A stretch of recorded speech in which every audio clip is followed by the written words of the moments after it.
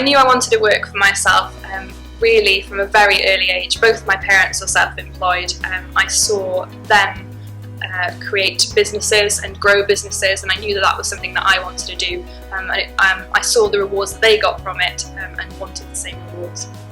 I think it was from a young age I realised I didn't like to kind of follow the status quo. I wanted to kind of be my own boss and have the power to make decisions, overcome challenges, and that sort of thing really. So I kind of always found the desire to kind of go out by myself and do that really.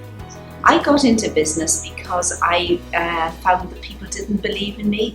My headmaster, first of all, didn't believe in me. He said that I wasn't able to do my GCSEs, and I proved him wrong.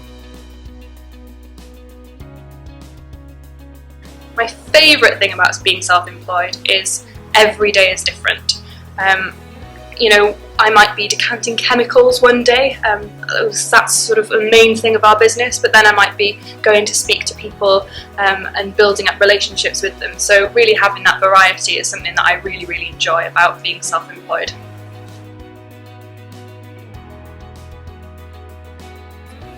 It's tough to be an entrepreneur, and I think there's no point sugarcoating it. It's a really tough thing to do, and you've got to have a lot of stickability, a lot of drive and determination, and just to not quit at it. And it's about that desire, and it's about that real determination.